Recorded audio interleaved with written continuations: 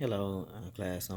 I'll be talking about the main causes of veteran homelessness. Main causes of veteran homelessness in the United States, and according to the congressional report in 2015, Housing and Urban Development, HUD, and Veteran Affairs, there are over 49,000 homeless veterans. Generally, homelessness in the United States has always existed, but it has only been within the last 3 decades that homeless veterans came into the public eye. The United States Code, Title 38, concerning veterans benefits, defines a veteran as a person who serves in an active military, naval, and air force, um, who was discharged or released under conditions other than dishonorable. In order to be considered a veteran, um, for those who enlisted after September 8th of 1980, that person had to have completed their enlisted tour completely, or at least served 24 months consecutive.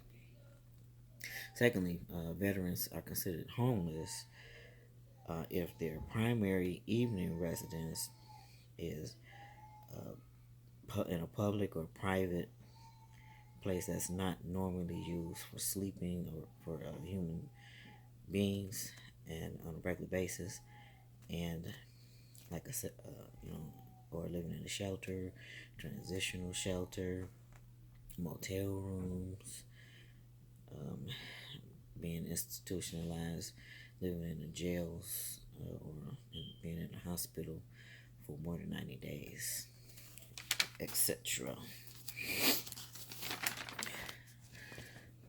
Some of the methods that are used to determine the estimated number of veterans that are homeless at some points in time,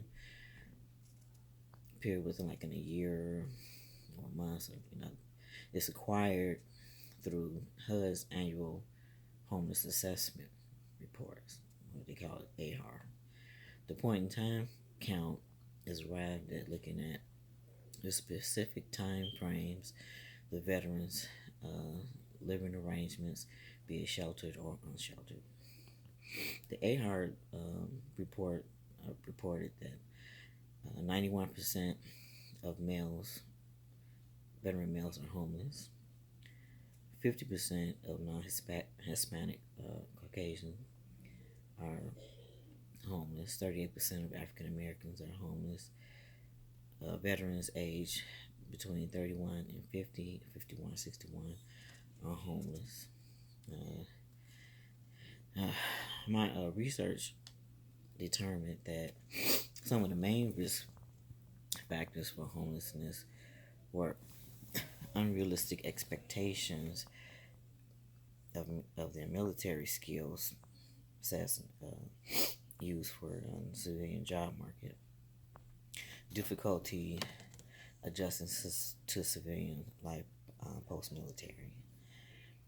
Other risk factors is military sexual trauma, which can contribute to mood and anxiety and personality disorders, traumatic brain injuries, post-traumatic stress disorders, and especially substance use disorders are among the top risk factors for veteran homelessness. The two of military veterans most affected was Operation Enduring Freedom, Operation Iraqi Freedom, and Operation New Dawn. The Journal of Public Health stated some additional risk factors such as poverty, poor health, incarceration, physical disability can contribute to the veterans' homelessness. Veterans who have mental health issues coupled with substance use disorders are at the highest risk. All of these risk factors affect veterans' personal relations and behaviors. Psychotic disorders like bipolar depression and PTSD are of the are at the highest risk in not having the social support systems. Lastly, a risk factor that is often overlooked that affects veterans and the homeless community is the inability to manage their finances. A lack of financial responsibility, faulty judgment, and scarce material achievement occurs due to military living. Veterans living on base prior to discharge are have not acquired the appropriate financial money management skills, training for civilian living. This can cause impulsivity, free spending without the forethought of other bills that need to be paid. The Secretary of Veteran Affairs in 2013 acknowledges that veterans, end quote, carry the burden of PTSD or TBI, traumatic brain injuries compounded by limited financial literacy and atypical behaviors, begin a downward spiral towards isolation, depression, substance abuse, joblessness, failed relationships, homelessness, and sometimes suicide. It usually doesn't happen overnight. It's a long, slow slide. But it begins somewhere, and it wouldn't be short-sighted for any of us to presume that these conditions only ensued after the uniform came off.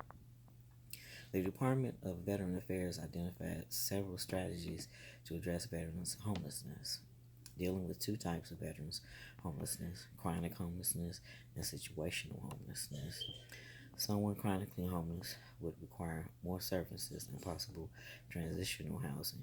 Another strategy to provide affordable housing with case management, help with low or no down payment mortgages, financial literacy, child care, and counseling for trauma. How social workers can help prevent veterans homelessness. Social workers can assist homeless veterans in finding realistic housing prior to eviction, assisting with budgeting for food and housing costs. Social workers within the military prior to discharge can give literacy counseling for civilian life, as well as housing referrals and exit counseling to set realistic expectations upon discharge. To conclude, social workers in the military and in the civilian sector bridge the gap to assist veterans with resources and services necessary to help them with housing and financial stability.